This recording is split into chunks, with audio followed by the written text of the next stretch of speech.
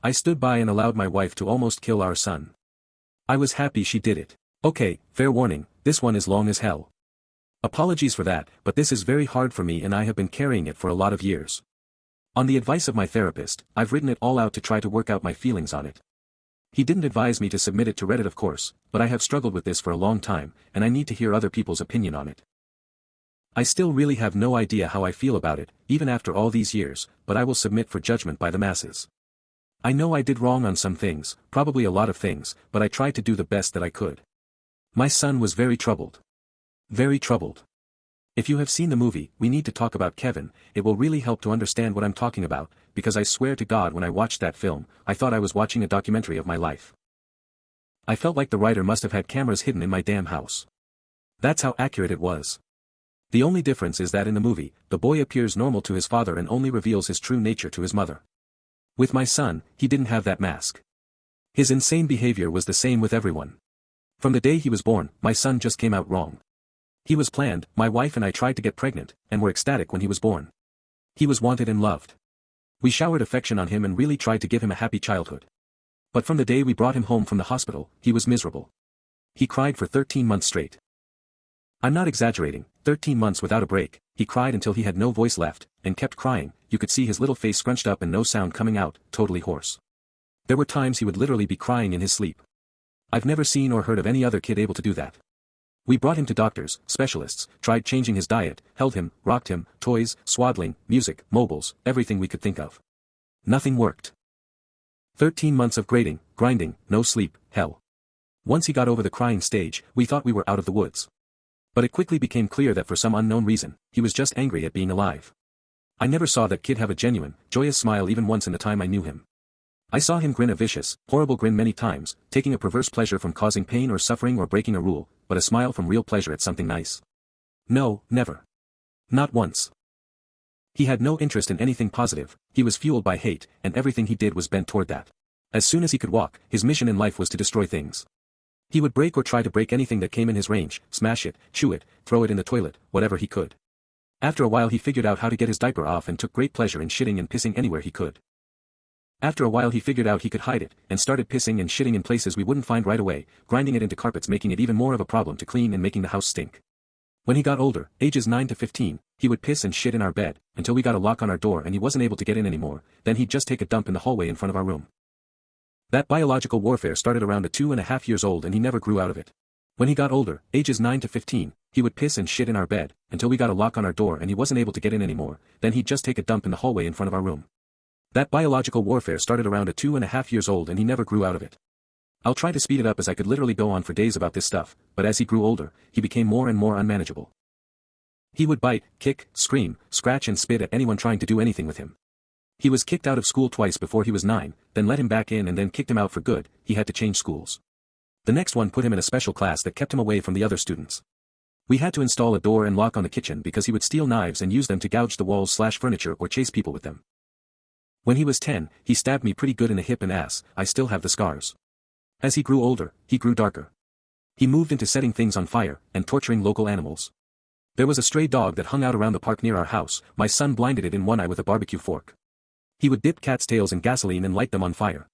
He became a violent, stinking, vicious beast that lived in our house. We couldn't do anything with him.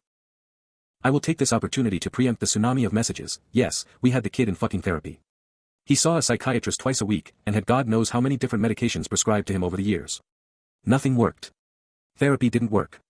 Meds didn't work. Nothing fucking worked. He was like a poison cloud of hate and fury lashing out at anything in his reach. When my son was 16, my wife got pregnant again. I can't tell you just how different our reaction was. Instead of joy, we felt horror. This pregnancy had not been planned, and we really were at a loss over what to do. My son had been such an unending nightmare for 16 years, we couldn't take the idea of starting again from the beginning. We talked a lot about terminating, but A, access to abortion was not as easy in those days as it is now, and B, my wife was very against it. We talked about many options. In the end, we decided that my wife would have the baby, and if it turned out evil we would put it up for adoption. We knew we just couldn't do it again with another child like our son. We had a daughter. She was normal. Suddenly we saw what our lives should have been like the whole time, how things would have been had our son not been himself. She laughed at things. She breastfed without biting, she didn't have teeth yet anyway, but you could tell she was just trying to eat, not tear her mom's breast off. After 4 months she was sleeping through the night. She was happy. She was normal. I can't describe the relief and happiness that we both felt, I don't have the words for it. This where I believe I may have started really pulling back from my son. Up until that time, whatever mistakes I made, I had always tried to do the best for my son, I am convinced of that. I tried to help him and love him and care for him, I really tried. But when my daughter was born, my wife and I both instinctively just turned toward her. She became our focus, not from malice, but just because she was so much easier. She was so happy and sweet, every moment we were with her was like magic. I understand this was wrong, but we honestly couldn't help it. I don't have a better explanation than that. She became our focus, not from malice, but just because she was so much easier. She was so happy and sweet, every moment we were with her was like magic. I understand this was wrong, but we honestly couldn't help it. I don't have a better explanation than that. My son hadn't given a shit about my wife being pregnant. I honestly don't know if he really understood it, but when we brought our daughter home, he started acting out even more.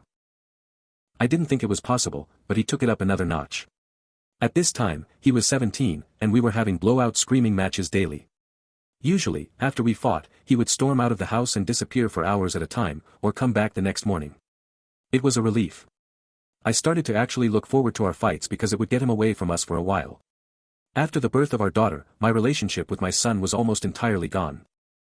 Our only real interactions were screaming at each other. My wife was even worse with him, she just had nothing left.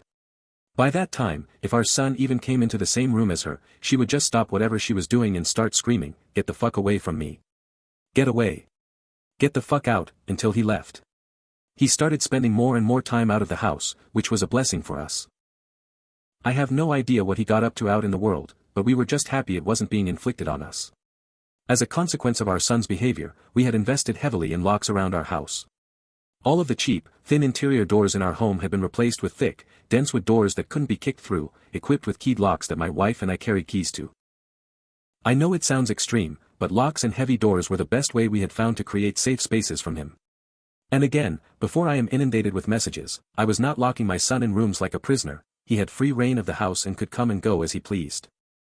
My wife and I would lock ourselves in rooms to protect ourselves from him, if anything, we were the prisoners in our own home. On the day in question, I had fought with my son in the morning and he had left the house in a rage. My wife and I were enjoying some peace and quiet in the kitchen while our daughter napped in our bedroom.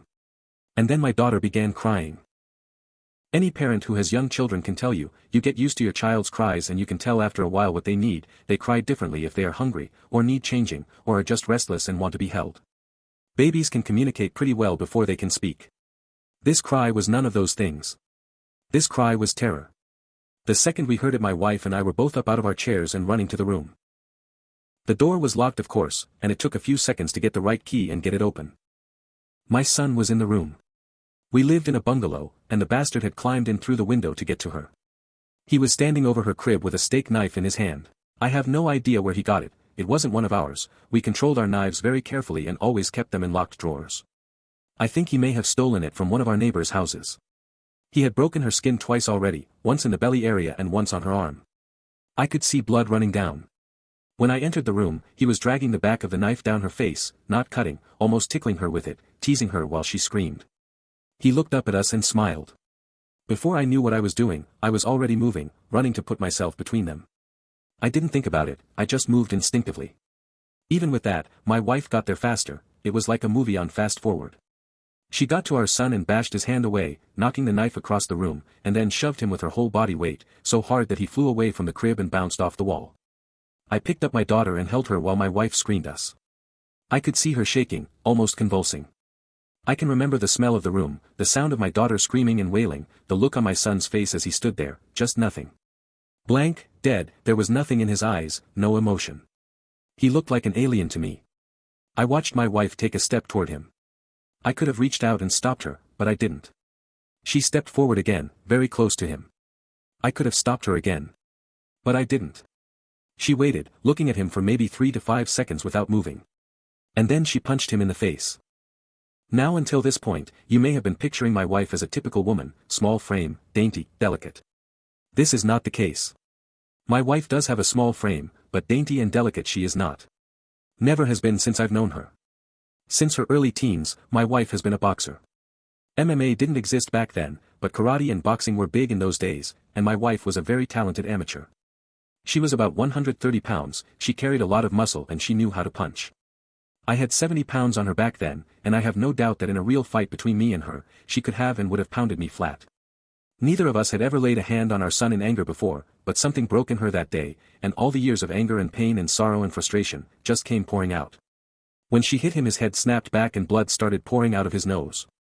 He hardly reacted, he just looked at her with this shocked expression like he didn't know how to process what had just happened. She waited another second. And then she hit him again. I could have reached out and stopped her.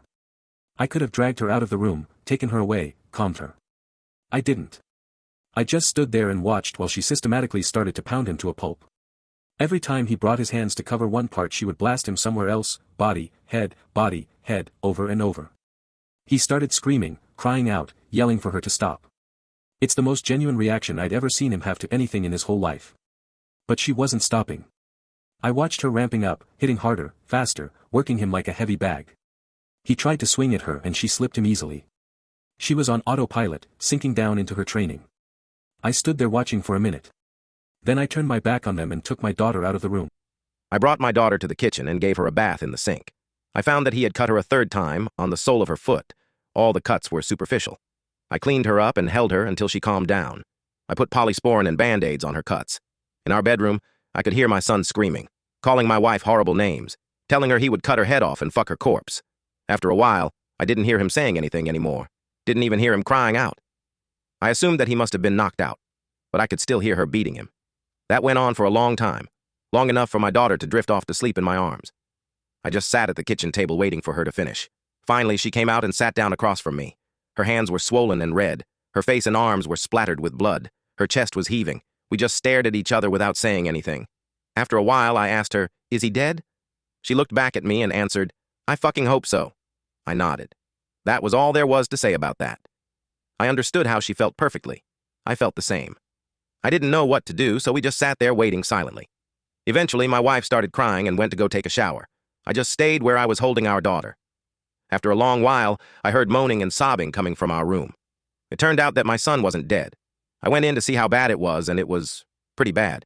I've never seen a more merciless beating laid on to anyone before or since. He was lying on the floor, rolling around with blood leaking out of his face, lying in a pool of vomit. His nose was squashed flat out across his face. Both of his eyes were completely swollen shut and starting to blacken already. I could see that a couple of his fingers were bent out at weird angles, and he had pissed his pants. I think he must have been missing teeth, but I couldn't see any on the floor, and I couldn't see inside his mouth. His lips were all puffed up and swollen. From talking to my wife about it later, I know now that she had systematically beaten every part of his body, focusing heavily on his legs. She told me she kicked him in the groin repeatedly until her legs got tired and had kept beating his body long after he had passed out.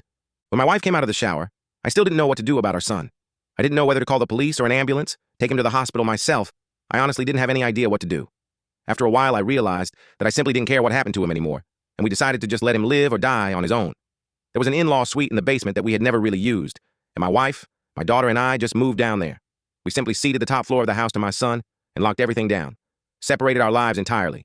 There was plenty of food in the upstairs cabinets, enough for a couple weeks or more. He had a washroom and bedrooms to use. We had a washroom in the basement, small kitchenette, and a separate entrance, so we just stopped going upstairs. We just decided we were done with him. I figured we'd let his food run out and see what happened. Over the next week, we could hear him moving around upstairs sometimes. I think he just spent most of the time lying in bed recovering. I went to work, watching on high alert in case he attacked me in the driveway. But he never did. My wife stayed home with our daughter. She was never out of our sight. One night we heard him going ballistic, smashing things and banging. We didn't respond. He never tried to get downstairs or get near us, though. I think he was afraid that if he got near us again, my wife might finish the job on him. After 3 weeks down in the basement, we hadn't heard anything from up above for a few days, and I ventured upstairs to the main floor of the house. The place was demolished, and there was no sign of my son. He was gone. It took months to repair the damage he had done and get the main floor back to normal again. There was food and shit smeared all over the walls and broken glass on the floor, big holes in the drywall. He had ripped the place apart. He tore up the linoleum in a corner of the kitchen and emptied an entire foam fire extinguisher into the living room. I feel thankful that he didn't burn the house down with us in it. I'm honestly not sure why he didn't. The kid wasn't shy about lighting things on fire. After that, I lived in fear every day that he would come back, that he would ambush us out of the blue and try to kill us. We moved house about 3 years later, and I finally stopped being afraid that he would show up again, as now he had no idea where we were. I finally felt safe from him. All this happened a long time ago. My son was born in the spring of 1971. My daughter was born in '88. I'm an old man now. I'll be 70 this year, and my wife passed from cancer in 2016. My daughter's 31 now. I moved in with her and her husband after my wife passed. I've got 2 granddaughters, and they are the joy of my life. I see a therapist a couple times a month to talk about all this. I don't know where my son is. The last time I saw him was when he was lying on the floor of our bedroom, bleeding and smashed. I haven't heard from him since he left, more than 30 years now. I don't want to. I carry a lot of guilt from that time and a lot of conflicted emotions. I didn't beat him myself, but I allowed him to be beaten, and I thought he deserved it. I was happy it happened. I didn't try to kill him, but I would have been happy if he died. I will say that I do hope he was able to overcome his demons and go live a normal life somewhere. If he wasn't able to do that, if he stayed the way he was, then I truly do hope someone out there killed him. When I knew him, he was a rabid dog, and whichever way it went, I just hope he isn't still out there hurting anyone else.